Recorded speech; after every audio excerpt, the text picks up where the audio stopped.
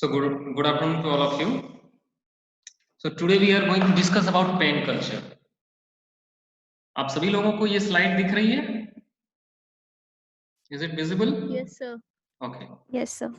Yes, So sir. last class we have discussed about cage culture. Cage मतलब क्या होता है? पिंजड़ा. आप लोगों ने बहुत सारे लोगों ने असाइनमेंट बनाए. मैं कुछ कॉपी से गया भी, देखा भी. तो दो चीजें तो आपके दिमाग में क्लियर हैं. कुछ पॉइंट्स जो हैं वो कंफ्यूजिंग है या फिर उन्हें फिर से रीचेक करने की जरूरत है. ठीक है. हालांकि दो चीज जो आप लोगों को क्लियर है, जो केज क्या है वो एक पिंजड़ा है. Cage culture is culture of any aquatic organisms which are surrounded from all sides by net. मतलब या तो मेशिंग के थ्रू, नेटिंग के थ्रू या जो मेस हो उनसे. मतलब एक पिंजड़ा नुमा एक आकृति है जिसमें हम लोग कोई भी कल्चर करते हैं. जैसे कोई भी कल्चर एक्वेटिक ऑर्गेनिज्म हो, उनका कल्चर हम करते हैं. हम लोग आज जिस पर डिस्कस करने जा रहे हैं वो है pen culture. So basic difference जो हम लोगों ने और आप लोग अपने असाइनमेंट के थ्रू आउट भी गए होंगे, तो दो चीज तो समझ में आ गई होगी कि पेन कल्चर हो या केज कल्चर. ऐसे स्ट्रक्चर आप लोगों ने देखे हैं कभी रिवर में, जो आपको दिखे होंगे बम्बू से एकदम खड़ा है और कुछ नेट करके कुछ लगाए हुए हैं. कभी किन्हीं लोगों ने देखा है? Yes, sir. गुड. बहुत सारे लोगों ने देखा होगा.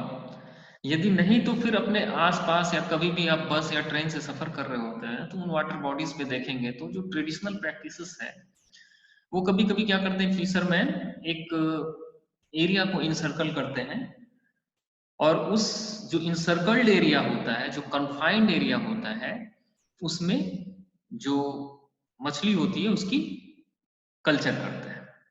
इसी को हम लोग पेन कल्चर बोलते हैं. सो इन शॉर्ट हम लोग डिटेल्स में देखते हैं. सो हम लोग आज जो डिस्कस करने जा रहे हैं, आज जो हम लोग समझने जा रहे हैं, सबसे पहले हम ये समझेंगे कि what is pen culture. So what is the meaning of pen culture, what is the history of pain culture, what are the types of barriers that are used in the pain construction. Okay, then what are the kind of enclosures that is used, then the merits and their demerits. So basically ये तीन हैं. तो आप लोगों के जो syllabus है यदि आप देखेंगे तो शायद ये आज पेन कल्चर लास्ट क्लास है ऐसे, लेकिन फिर भी हम लोग देखेंगे कुछ रिवीजन क्लासेस होनी चाहिए, कुछ रिजर्वायर मैनेजमेंट के ऊपर में होना चाहिए. तो वो हम लोग देखेंगे कि हम कैसे कर सकते हैं, और यदि होगा तो एक क्लास और. तो आपकी सिलेबस लगभग कंप्लीट है. But the thing is that you have to study more and more so that you can attempt all questions in your external examination. Okay?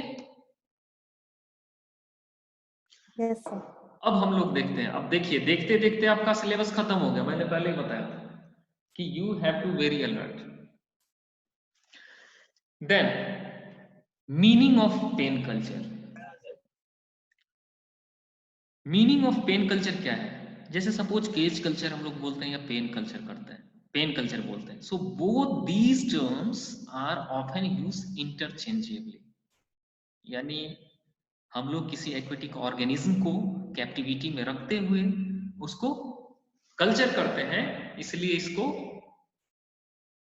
Pen culture या केज कल्चर बोला जाता है. तो कभी कभी क्या होता है, ये टर्म एक दूसरे में कभी इंटरचेंजेबली टर्म्स यूज कर लिया जाता है, जो लोग इनको नहीं जानते हैं या कम जानते हैं. जैसे नॉर्थ अमेरिका में क्या होता है, वहां पे जितने भी पेन्स हैं या तो उनको सी पेन्स बोलते हैं या सी केजेज बोलते हैं. ठीक है. तो इसलिए केज कल्चर या पेन कल्चर ये बोथ इंटरचेंजेबली टर्म है, लेकिन being a fisheries student you must know the basic differences between the pen and the cage. So both these terms, they are generally, these are enclosure culture. हम लोग कह सकते हैं या नहीं कह सकते हैं, because we enclose, we culture these aquatic organisms in captivity where free exchange of water occurs. Free exchange of water occurs कैसे? तो उनकी जो नेट के जो होल हैं उनसे पानी का आना और जाना या उनके वेव एक्शन से हो या ऑसिलेटरी मूवमेंट से हो, इसके कारण यहाँ पे ये क्या है, both these are enclosure culture. तो यदि आपके क्वेश्चन में ये आ जाता है write a brief description about enclosure culture, then you have to briefly describe about pen culture and cage culture as well. Clear?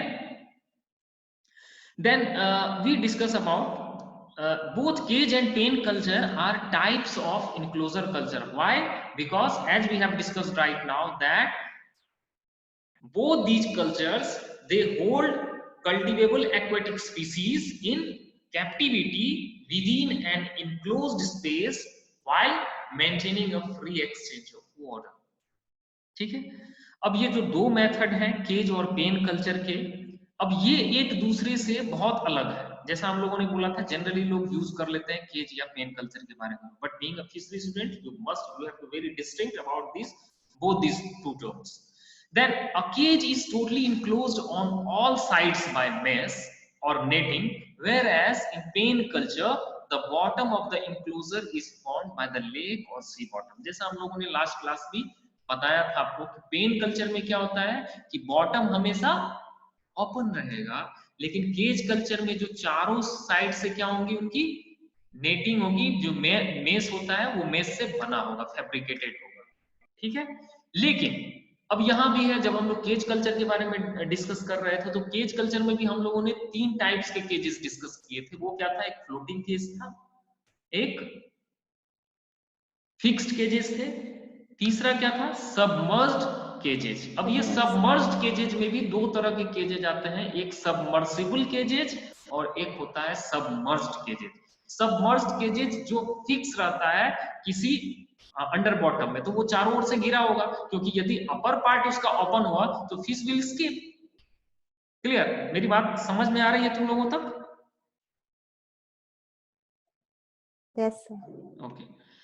हम लोग देखते हैं यहाँ इंट्रोडक्टरी पार्ट में ही देखे थे। अब देखिए यहाँ पे क्या है कि जैसे कोई तटबंध है और वहां पे हम लोगों ने 3 साइड से इसको घेर दिया, तो ये क्या हुआ, इंसर्कल्ड हो गया। किससे? कोस्ट से। यहाँ भी देखिए आप, ये किनारे से हमने घेरा है और इसको यहाँ भी 3 किनारे से, यदि यहाँ पे ये ओपन है तो इसको यहाँ पे हम बांध देंगे। क्लियर? तो भी ये इंसर्कल्ड हो गया। तो ऐसे डिफरेंट डिफरेंट पेन्स हो सकते हैं। अब आइए इस पे देखते हैं कि पेन किस तरह के हो सकते हैं। यहाँ पे different different kinds of pens देख सकते हैं हम लोग। जैसे सपोज कोई बे है, जनरली पेन कहाँ पे हो सकते हैं, किसी भी बे, चाहे कोई भी बे हो या फिर जोर्ड हो। जोर्ड एस्चुरी यानी जहाँ पे एस्चुरीज बनती है फिंगर लाइक स्ट्रक्चर। जैसे आप मुंबई साइड में जब कभी भी एटलस में देखोगे तो वहां पे आपको लगेगा कि एक स्ट्रीम चली गई है, कोस्टल स्ट्रीम जो है अंदर तक चली गई, तो वहां पर डैम बना करके या कुछ बैरिकेडिंग करके हम लोग उसको कर सकते हैं। तो जैसे ये बे है, ठीक है, बे मतलब क्या होता है, जहाँ पे कोई कोस्ट रीजन मिलती है और वहां पे जनरली नैरोअर रीजन होता है। तो कुछ ऐसे जो इस तरह के नैरोअर रीजन होंगे, जो इस तरह के नैरोअर रीजन होंगे, उनको हम लोग क्या करते हैं, किसी भी मटेरियल से उसको हम बंद कर देंगे और इस बंद करने के बाद इसमें हम फिश का कल्टीवेशन कर सकते हैं। इसी तरीके से यहाँ पे क्या है, अब यहाँ पे देखिए चारों तरफ, यानी कि इसके चारों साइड से तो क्लोज है, लेकिन इसका बॉटम क्या है, ओपन होगा हमेशा। तो यहाँ है, जैसे ये हम लोग करते हैं पोक्काली। पोक्काली कल्चर जो होता है, जो Pokkali field, Pokkali is a variety of rice that is, देखो मैं जो बोल रहा हूँ ये जान लो, क्योंकि ट्रेडिशनल प्रैक्टिसेस भी हैं तुम्हारे वेटलैंड्स में। तो ट्रेडिशनल प्रैक्टिसेस इन वेटलैंड्स, जस्ट आपको पता होना चाहिए कि वेरीज कल्चर कहाँ हो रहा है। इनका डिटेल्स आपके अदर जो कोर्स हैं उसमें आप पढ़ेंगे, लेकिन अभी आपको ये पता होना चाहिए जैसे पोक्काली कल्चर है, जैसे वेरीज कल्चर है, जैसे बसवादा फिशरीज है, जैसे चिल्का फिशरीज है। तो इन सारे लेक्स में क्या होता है कि बहुत सारे पेन्स बनते हैं। Pokkali is a variety of rice, तो वो क्या करते हैं, एक ऐसे सीजन में जब salt resistant variety of rice है पोक्काली, वहां पे पोक्काली ग्रो करते हैं उस फील्ड में। ठीक है, और राइस होने के लिए क्या जरूरी है, पानी। और ये पानी क्या होता है, सेलाइन वाटर होता है, और इस सेलाइन वाटर में कुछ स्पीसीज, जो मरीन स्पीसीज, कोस्टल स्पीसीज हैं, उनका कल्चर किया जाता है, जिसको हमको पोक्काली कल्चर बोलते हैं केरला में। इसी तरीके से कर्नाटक में या गोवा में खजान या फिर गजनी, गजनी और कर्नाटक के लगे हुए एरिया में गजनी और खजान, ये कर्नाटक और गोवा के जो सीमावर्ती एरिया है वहां पे किया जाता है। तो आपको हमेशा याद रखना चाहिए, खजान यदि ऑप्शन में कर्नाटक नहीं है तो गोवा है तो गोवा होगा, यदि गजनी है तो वहां भी कर्नाटक हो सकता है, गोवा हो सकता है। तो ये क्या है, ये सब भी एक कल्चर सिस्टम है जहां पे जो फील्ड इनंडेटेड हो जाते हैं सेलाइन वाटर से, उनको इंसर्कल कर दिया जाता है। इंसर्कल करने के बाद उसमें तो पैडी ग्रोन होता ही है, साथ साथ कुछ फिश की वेराइटीज भी वो ग्रो आउट लेते हैं, जैसे कुछ प्रॉन्स हो गए, कुछ फिशेस हो गए, प्रॉन्स जैसे पिनियस इंडिकस, जो नेचुरली कभी कभी कैच में भी आ जाते हैं, क्योंकि वाटर कोस्टल वाटर है, वाटर के वेब के साथ साथ जो है वो स्पीसीज भी आ जाती है, और सिंपली उनको इंसर्कल करना होता है और फीडिंग प्रैक्टिस करते हैं, सप्लीमेंट्री फीड देते हैं और फिश को हार्वेस्ट करते हैं। तो जैसे पोकाली है, ठीक उसी तरीके से वेरीज फिशरी है, वेरीज फिशरीज या बसावादा फिशरीज जैसे कि बे ऑफ बंगाल के कुछ रीजन्स में की जाती हैं, जहां पे ये कल्चर किया जाता है इंसर्कलिंग करके। तो ये सब पेन का एक कुछ एग्जाम्पल्स है, तो आप लोग को याद रहेगा, varies in West Bengal, Pokkali in Kerala, Gazni Gazni and Khazan in Karnataka and Goa, then बसावादा fisheries in Orissa region, Orissa और वेस्ट बंगाल से जो टच होता रीजन है, तो वहां पे उसको वसावादा बोलते हैं, वसावादा फिशरीज। क्लियर, नाम अलग अलग है क्योंकि वहां के जो, लेकिन प्रैक्टिसेस जो है, प्रैक्टिसेस में जो उनकी इंडिजिनस वेराइटी है वो ग्रो आउट करते हैं।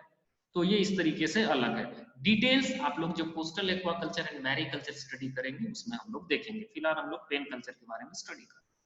तो अब आप लोग यहाँ पे देखो कि एक तो ये एक बे हो गया, जो कि यहाँ से हम लोगों ने इंसर्कल कर दिया और यहाँ पे हम लोग फिश कल्टीवेशन कर सकते हैं। ये ओपन एरिया है, ओपन एरिया मतलब कम से कम वाटर फ्लो इतना तो नहीं होना चाहिए कि हमारा जो फर्म, जो हमारा ये जो भी हमने स्ट्रक्चर किया है वो वाइप ऑफ हो जाए या डिस्ट्रॉय हो जाए।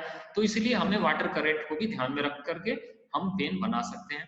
थर्ड क्या है, सी, सी हो गया, या फिर ऐसे जैसे मैंने मुंबई की बात करी अभी, तो यहाँ पे क्या होता है कि जैसे फजोर्ड एस्चुरीज हुए या सी हुए, या फिर कुछ ऐसे रिवराइंस, हमारे रिवर में कुछ रिवर भी दो तरह के होते हैं, एक होता है पेरेनियल रिवर, एक होता है सीजनल रिवर, जिसको ट्रिब्यूटरीज बोलते हैं, यानी नदी अपने साथ साथ ब्रांचेस बनाती है।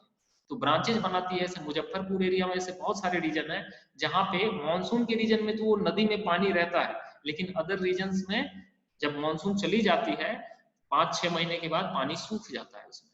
तो ऐसे रीजन में भी हम पेन कल्चर करते हैं, कर सकते हैं। कैसे कर सकते हैं, तो जस्ट यहाँ पे एक एग्जांपल है कि यहाँ पे हम लोगों ने क्या किया, जो अपर, जो हिल स्ट्रीम है, हिल स्ट्रीम यानी मतलब अपर रीजन है जहां से वाटर फ्लो आता हो, वहां पे हमने बंद कर दिया, और जो डाउनवर्ड रीजन है वाटर फ्लो का वहां पे बंद कर दिए। तो ये क्या हो गया, इनक्लोजर हो गया, और इस इनक्लोजर में हम फिश ग्रो कर सकते हैं। ये आपका एक एग्जांपल है, देखिए कैसे बम्पे स्प्लिटिंग नेट से इनको घेर दिया गया है और यहाँ पे कल्चर करते हैं। तो अब क्लियरली आप कम से कम इमेजेस के थ्रू थोड़ा इमेजिन कर सकते हैं कि हमारे पेन जो है वो क्या है।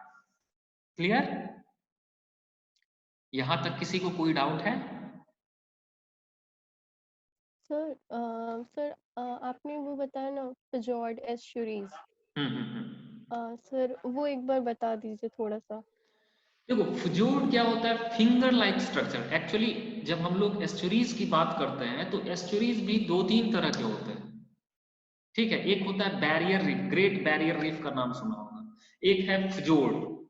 तो ये जो रीफ सिस्टम है, इकोसिस्टम है, ये अलग अलग इकोसिस्टम। फिजोर्ड मतलब होता है finger like structure, when there is, जब जो सी होते हैं, जो कोस्टल रीजन्स होते हैं, they will seems like that the सेलाइन waters इंटर्स into that finger like structure. जैसे कोई ड्रेनेज सिस्टम है, ठीक है, जैसे कोई नदी का पानी है और वो क्या कर रहा है, एक शार्प चैनल बना रहा है और वो चैनल सीधे ड्रेन हो रही है नदी में, ठीक है। कब? जब इसका जो जो अपवर्ड स्ट्रीम जो है वो यदि बहुत ज्यादा हाइट पे नहीं है, यदि वो हमारे जो मीन सी वाटर लेवल के लेवल पे है उस रिवर का बेड, तो क्या होगा? जो सी वाटर है वो इनफ्लक्स होगा, आएगा। तो ये समझ में आया? Yes sir. देखो मुंबई, मुंबई तुम कभी भी एटलस या कभी भी कोई भी भारत का मानचित्र यदि बना रहे हो, यदि गुजरात का रीजन देखोगे तो वहां पे क्या है, एक वी टाइप का स्ट्रक्चर देखोगे बीच में है, याद करो तुम अपने प्रीवियस स्टडीज से। तो यस मुंबई सर। में भी ऐसे, मुंबई जो है, मुंबई बहुत सारे वहां पे छोटे छोटे द्वीप समूह, जैसे मतलब मुंबई को पहले टापुओं का शहर बोला जाता था। तो छोटे छोटे, चाहे यानी तुम एक बांद्रा से यदि हमको अंधेरी जाना हो या अंधेरी से वर्ली जाना हो, तो वो एक एरिया से जो दूसरा एरिया कनेक्ट होता है उनके बीच में एक चैनल्स है, जो जो कोस्टल रीजन्स हैं, जो कोस्टल वाटर है उस चैनल्स में इन कर गए, ठीक है। तो ऐसे ही चैनल्स को हम लोग जोड़ बोलते हैं, फिंगर लाइक स्ट्रक्चर। तुम अपने दो फिंगर्स निकालो, देखो किस तरह के स्ट्रक्चर बनते हैं, V like structure it will say, isn't it? तो ये जो वी लाइक शेप बनते हैं इनको फिजोर्ड एस्चुरीज कहा जाता है, ठीक है। कभी कभी जहां पर हमारे मैनग्रूव एरिया कम होते हैं, जहाँ पे इरोशन ज्यादा हो रहा हो, तो ऐसे एरिया में सी अपने टाइडल सर एक्शन आवाज क्लियर को, नहीं आ रहा है। आवाज क्लियर नहीं आ रही, मे भी नेटवर्क इशू हो सकता है। ठीक है, अभी आ रही है कुछ? नो?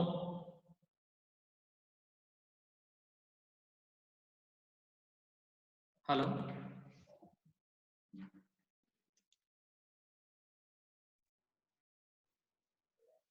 सर नहीं आ रही है। 1 minute, 1 minute, I am trying to shift my network. Hello. हाँ, 1 minute, स्टे अ व्हाइल। हाँ, hello? Hello? Yes yes sir. Sir. Now it is audible? Yes sir. तो होता क्या है कि ये जो फिजोर्ड एस्चुरीज जो बनाते है हैं, बट क्लियर नहीं आ पा रहा है। अभी भी नहीं आ रहा? 1 अभी minute, सही है सर। Okay okay. तो फिजोर्ड एस्चुरीज जो बनते हैं जहाँ फिंगर लाइक स्ट्रक्चर्स होता है, जैसे सपोज या तो वो टाइडल या वेव एक्शन के कारण वहां पे एक खाई नुमा, एक फिंगर नुमा जो है वो खाई जैसा बना दिए बहुत दूर तक, ठीक है, या फिर रिवर चैनल्स को इंटरकनेक्ट करता हुआ वो सी हो, तो ऐसे एरियाज को हम फिजोर्ड एस्चुरीज बोलते हैं। क्लियर?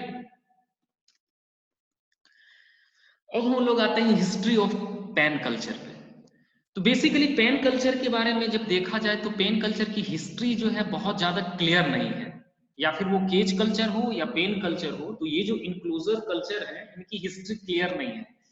हमने आपको पिछले भी क्लास में बताया था कि केज कल्चर लगभग 200 साल पहले कंबोडिया में, कंबोडिया से आया हुआ लगता है, क्योंकि वहां पे लोग सब पहले लाइव फिश को ले जाते थे अपने मार्केट तक पहुंचाने के लिए। तो वो क्या करते थे, एक छोटा सा जो नेट देखते होंगे कभी कभी पैडी फील्ड्स में, जो वो नेट यूज करते हैं कैच करने के लिए, bamboo splitting nets, traditional nets देखते हो ना, तो वो नेट्स में यस ले सर। जाते थे। तो इसीलिए जो है ये क्लियर हिस्ट्री इसकी नहीं है। लेकिन अल्फारेज 1977 अकॉर्डिंग टू उनकी बुक की बात मैं जहां तक करता हूं, तो उन्होंने अपने बुक में मेंशन किया था कि जापान में लगभग 1920 के आसपास ये पेन कल्चर आया है। लेकिन इसमें कोई डाउट नहीं है कि ये जो पेन कल्चर या जो इंक्लोजर कल्चर का सिस्टम आया सबसे पहले एशिया से ही आया है, ठीक है। दूसरी बात, it was adopted by the People's Republic of China in the early 1950s for rearing carps in fresh water lakes, यानी कि चाइना में सबसे पहले ये मछलियों को कल्चर किया गया। कौन से? तो कार्प, जो कॉमन कार्प्स हैं या उनके जो इंडिजिनस कार्प्स हैं, हैपोप्थेल्मिक मॉलिट्रिक्स, आइदर यू से ग्रास कार्प, तो इस तरीके के फिश, एरिस्टिक फिश नोबिलिस, तो ये उन्होंने अपने फ्रेश वाटर लेक में ग्रो आउट करना स्टार्ट किया। कब? 1950s में। लेकिन यदि आपके क्वेश्चन आ जाते हैं कि पेन कल्चर का ओरिजिनेशन कहां से हुआ, तो कहां से होगा? वो जापान इसका ट्रू आंसर है। Clear? Later Yes, sir. introduced to Laguna de Bay and San Pablo lakes in Philippines by the Bureau of Fisheries and Aquatic Resources and Laguna Lake Development Authority between 1968 and 1970. एक project चला था Philippines में milk fish की। तो वहां पे उन्होंने क्या किया था, इस 2 लेक को सिलेक्ट किया था और वहां पे पेन कल्चर करके उसकी प्रोडक्टिविटी, मतलब कि पेन कल्चर में हम कितना प्रोड्यूस ले सकते हैं उस पर्टिकुलर लेक से, इनका एस्टिमेशन किया गया था। ठीक है, इसीलिए कभी कभी क्या होता है, अब मैं एक बहुत ही इंपॉर्टेंट पॉइंट जो आप लोगों के साथ डिस्कस करने जा रहा हूं, कि कभी कभी आपके जीआरएफ की क्वेश्चंस में या फिर आपके एक्सटर्नल क्वेश्चन में ये मल्टीपल चॉइस आंसर रह सकता है कि मतलब पेन कल्चर का ओरिजिनेशन कहां से हुआ। तो वहां पे ऑप्शन आपको 2 हो सकते हैं, या जापान हो सकता है या फिलीपाइंस हो सकता है। तो यदि दोनों है, in that case you have to tick out on Japan.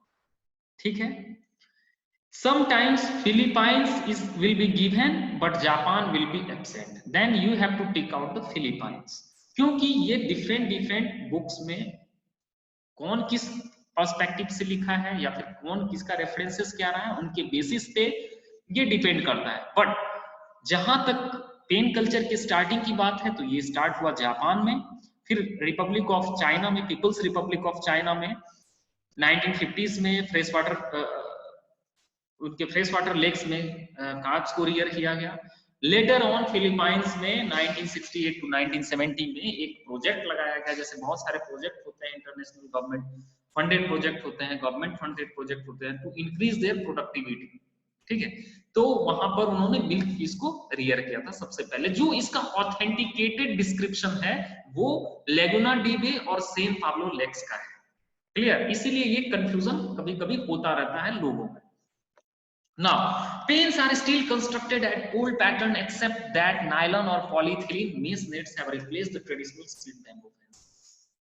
Means अभी आप लोग देखते, पहले क्या होता था कि लोग जो कुछ भी बनाते थे तो वो बैम्बू का यूज ज्यादा करते थे, यानी कि जो बांस है वो बांस का यूज ज्यादा करते थे। हम लोग बोलते हैं फट्ठा, बांस का फट्ठा, समझ में आ रहा है सबको? लोकल लैंग्वेज में हम लोग क्या बोलते हैं, बांस का फट्ठा बोलते हैं ना। तो उसको छोटे छोटे फट्ठे मतलब जो है वो बनाते थे और एकदम सटा सटा करके रखते थे, सो दैट कि जो फिश की साइज जो रियर कर रहे हैं उनसे छोटी होनी चाहिए, otherwise fish will escape, isn't it. तो वो बहुत क्लोज रहते थे, जैसा कि आप लोग अभी ट्रेडिशनल केजेस में देख सकते हो, ट्रेडिशनल जो नेट्स जो यूज करते हैं लोकल फिशरमैन, वो जो यूज करते हैं जिस नेट का, ठीक उसी तरीके से वो छोटे छोटे बैम्बू स्प्लिटिंग जो स्प्लिट्स होते थे उनको एक दूसरे से इंटरकनेक्ट करके और फिर वो यूज करते थे पेन में। जब नायलॉन आ गया हमारे लाइफ में, पॉलीथिलीन इंट्रोड्यूस हो गया, इवोल्यूशन के साथ साथ, टाइमिंग के साथ साथ, मॉडर्न साइंस के डेवलपमेंट के साथ साथ, जब मच्छरदानी आ गई, तो जब मच्छरदानी आई, मच्छरदानी आने के पहले कोई ऐसा नहीं था कि वो सबसे पहले जो नेट बना था वो मछली मारने के लिए नहीं, मच्छर से बचने के लिए बना होगा, पॉलीथिलीन या नायलॉन नेट्स, इजंट इट।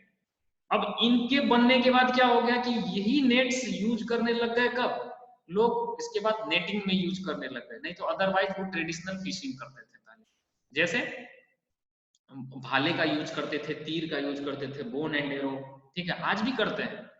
तो इस तरह की चीजें यूज करते थे। Then pen are still constructed at old pattern. तो धीरे धीरे जैसे जैसे नायलॉन्स आए, पॉलीथिलीन आए हमारी लाइफ में, ठीक उसी तरीके से बैम्बू की जगह, क्योंकि बैम्बू नेचुरल रिसोर्सेज खत्म हो रहा है, तो उसकी जगह पे ये सस्ता है, टिकाऊ है, ज्यादा लंबे समय तक रहता है, तो उसकी जगह पे ये मेश नेट ने ले लिया। The nets are attached to ports set every few meters and the bottom of the net is pinned to the substrate with long wooden pegs. Buttressing may be used to strengthen structures in exposed areas. What does it mean? कि अब होता क्या था, जब net आए तो net को क्या करना पड़ेगा, नेट को टाई करना पड़ेगा, अदरवाइज क्या होगा, आप ऊपर से नेट बांध रहे हैं और नीचे से हमारी मछली निकल जाएगी ना। तो हम लोग इसके लिए क्या करेंगे, जो साइड है उसको साइड को दुरुस्त करेंगे, साइड को बंद करेंगे, पिन करेंगे। तो इसके लिए हम लोग पहले क्या होता था, वुडन पैक्स का यूज किया था। वुडन पैक समझ में आता है किसी को? लकड़ी की कांटी किसी ने देखी है? पहले के जो टेबल चेयर या जो भी बनते थे उनमें लकड़ी की पतली कील यूज की जाती थी। लकड़ी को ही छील करके और कील, अच्छा उतना भी नहीं देखा तो तुम लोग गाय या भैंस या बकरी को ठोकने के लिए जो यूज करते हैं देखे हो? Yes sir. Yes sir. That is wooden pack. Okay, तो होता क्या था कि उनका वुडन पैक का जो बड़े बड़े वुडन पैक रहते थे उनका यूज किया जाता था ताकि वो नीचे तक जो नेट है, नेट को पकड़ करके रखे, नेट को अच्छे से टाई करके और उस वुडन पैक को जमीन में धंसा दिया जाता था ताकि जो फर्मनेस है उस नेट का बना रहे। Then buttressing may be used to strengthen the structures in exposed areas. Buttressing means cementing, यानी इसको सीमेंटिंग कर देना। अब सीमेंटिंग बहुत सारे चीजों से हो सकता है। किस किस चीजों से हो सकता है? तो कभी कभी लोग लोकली इंग्रेडिएंट यूज करते थे, जैसे कुछ ऑर्गेनिक मैटर्स हो गए, कीचड़ हो गया, या कभी स्टोन्स पेबल्स हो गए, तो इससे क्या करते थे, दबा देते थे। क्लियर? अब हम लोग आते हैं, ये तो था हिस्ट्री ऑफ पेन कल्चर। फिर वेयर पेन्स आर बिल्ट, हम लोग पेन कहाँ बना सकते हैं? चीज तो ये भी जाननी चाहिए ना, कहाँ पे पेन बननी चाहिए। तो पेन के लिए जो जरूरी चीजें हैं वो हमको बेसिकली चीज क्या याद रखनी चाहिए, जब हम इतना इन्वेस्टमेंट कर रहे हैं, लिटिल बिट इन्वेस्टमेंट भी यदि हम कर रहे हैं, इट मींस देयर जो हमारा वाटर होना चाहिए कैसा होना चाहिए, रिटेंशन होना चाहिए ना। जो सॉइल है वो पोरस होगा तो हमारा पेन कल्चर होगा। जब तक हम जाल बांधेंगे और जब तक हम फिश उसमें स्टॉक किए, पानी सूख गया, तो क्या पेन कल्चर हो पाएगा वहां पे? नहीं। तो इसीलिए the depth should be able enough to withstand the water. ठीक है, तो कितना होना चाहिए डेप्थ? कम से कम लेस देन 10 मीटर। और ज्यादा बड़ा हुआ तो क्या हुआ, मैनेजमेंट में दिक्कतें आनी शुरू हो जाती हैं, तो वो किनारा नहीं हो सकता है। तो 10 मीटर से कम होना चाहिए। और 3 to 5 metre deep water maintain रहना चाहिए। सबसे पहला कितना, तो 10 मीटर उसका डेप्थ होना चाहिए, 3 से 5 मीटर वाटर डेप्थ होना चाहिए, और इसका एरिया जो होना चाहिए लगभग 2 से 7 हेक्टेयर लगभग होना चाहिए। तभी तो हम सस्टेनेबल फिश फार्मिंग कर पाएंगे। तो तुम लोग कॉस्ट एनालिसिस कर सकते हो, इकोनॉमिक्स एनालिसिस कर सकते हो, फिर देख सकते हो कि हमारा किस में ज्यादा फायदा है। ठीक है, तो 2 से 7 हेक्टेयर यदि हम ये करते हैं तो that will be economic viable pens. Clear? बनाने के लिए छोटा भी बना सकते हैं, नो डाउट। ठीक है, although there are much larger enclosures in North America measuring up to 50 hectare and up to 120 hectare or more in Japan। Even की बहुत सारे जगह में नॉर्थ अमेरिका की बात बोल रहे थे जहाँ पे सी पेन्स या सी केजेस वो बोलते हैं शॉर्टली, तो ये एक्चुअली पेन ही है। तो ये क्या करते हैं, यदि उनकी एरिया देखोगे तो काफी बड़ी बड़ी और लंबे एरिया होते हैं। अब हम लोग आते हैं कि सॉइल कैसा होना चाहिए। The first and foremost thing, the areas with too much silt and decomposing organic matter should be avoided। क्यों? ज्यादा सिल्टेशन होगा, ज्यादा डिकम्पोजिंग ऑर्गेनिक मेटर्स होगा, तो जो न्यूट्रिएंट ट्रैपिंग एबिलिटी होगी सॉइल की वो ज्यादा होगी नहीं। फर्स्ट। सेकेंड, जब हम इंस्टॉलेशन करते हैं पेन की, किसी बैम्बू फ्रेम को हम गाड़ते हैं, तो हमको क्या होता है, फॉल्स बॉटम मिल सकता है। पता चलेगा कि यदि थोड़ा सा वेव एक्शन हुआ या थोड़ा सा पानी इंक्रीज किया या जरा सा आंधी तूफान चला तो हमारा वो क्या होगा, क्योंकि वो तो डेट्राइटस है, फॉल्स बॉटम जान करके हमने डाल दिया उसमें, और वहां पे मड है कम से कम हमारा 2 हाथ 3 हाथ, तो क्या होगा, वो उखड़ जाएगा। मैं सही हूं या नहीं? तुम लोग थक गए हो? तुम लोग जब थक जाओगे तो बता देना, ठीक है? I will stop there only. हाँ बताओ।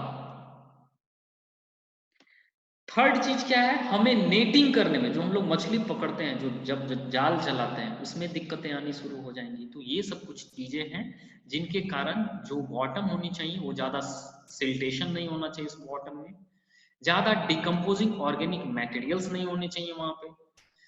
दूसरा बात, सॉइल कैसा होना चाहिए बॉटम का, तो the bottom soil should be muddy, clay loam और सैंडी मड विथ डेट्राइटस। अब आप देखोगे कि यहाँ पे कॉन्ट्राडिक्शन नहीं मिल रहा है आपको। यहाँ पे हमने बोल रहा था डिकम्पोजिंग ऑर्गेनिक मैटर नहीं होना चाहिए, और यहाँ पे आप बोल रहे हो सैंडी मड विथ डेट्राइटस।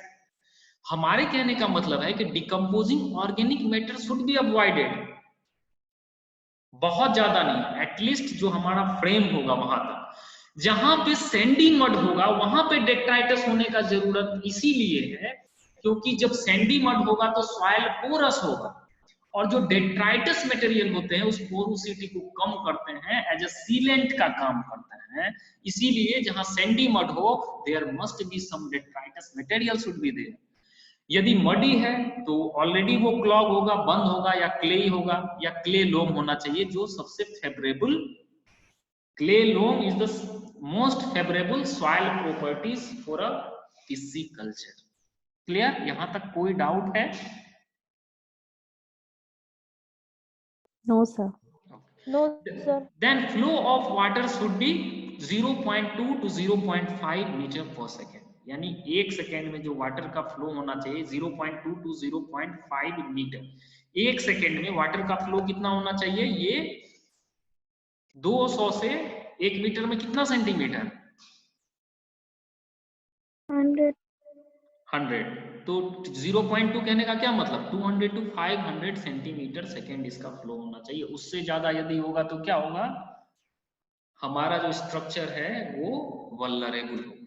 ठीक है? Then soft substrates are preferable. Pens are formed by damaging a bay, जोड़ और an arm of river, lake, reservoir, estuary, sea and whatever so. ठीक है? कोई भी वाटर बॉडीज। यहां तक अब मुझे नहीं लगता है आप लोगों को कोई दिक्कत। Then barriers in pen culture, there may be one sir और बे क्या? यस, बे सर? बे मतलब क्या होता है कि आप कोई भी जब रिवर फ्लो हो करके और किसी एस्चुरी से मिलती है, पहली बात रिवर की ओरिजिनेशन हुई, ठीक है? ओरिजिनेशन होने के बाद रिवर ब्रांचेज में बट गए, ब्रांचेज में बटने के बाद वो क्या करेगा? उसका वो जाना एक ही जगह है, जाएगा एक ही जगह, लेकिन जब वो मिलेगा तो वो एक जगह मिलेगा। क्लियर? लेकिन एक जगह मिलेगा बट, और क्यों मिलेगा एक जगह? Because of latitudinal difference. ठीक है? जो मीन सी लेवल। तो ये क्या होता है? अलग अलग नाले टाइप की आ रही है, एक धारा टाइप की। तुम समझ लो कि हम एक जगह पानी गिरा रहे हैं, वो अलग अलग धारा भी लेकिन गिरती है एक साइड में ही। ठीक है? और जब वाटर बहुत ज्यादा अमाउंट में होगा तो क्या होगा? एक जगह जाकर के जमा हो जाएगा। तो ये जो डिफरेंट डिफरेंट कैनाल्स और चैनल्स होते हैं just beside the coastal region, these are called bays. Clear? ठीक है? अब हम लोग आते हैं बैरियर्स इन पेन कल्चर। यहीं पे रहने दें या आगे बढ़े? सर वो सॉफ्ट सबस्ट्रेट का क्या मतलब हुआ? मतलब समझ नहीं आया। सॉफ्ट सबस्ट्रेटम मतलब चिकना, जो आपकी तलहटी होनी चाहिए वो सॉफ्ट जो है अच्छा, होनी ठीक है। चाहिए। ठीक है ना? ठीक सॉफ्ट है। क्यों सॉफ्ट होनी चाहिए? कि वहां पे कंकड़ पत्थर होगा तो फिश एस्केपमेंट का खतरा है या नहीं है? if there yes are sir. if the substrates are rocky, fish can escape because fish can hide। और हमें जो जब हम नेटिंग करेंगे तो क्या होगा? वो फर्मली होगा एक जगह? नहीं, कहीं पे ऊपर होगा कहीं नीचे होगा, क्योंकि जो हमारा बॉटम लेवल है वो क्या है? रॉकी है। तो स्टोन या कंकड़ के बीच में से हमारी मछलियां निकल जाएंगी। ठीक है? तो ये इन सभी रीजन की वजह से।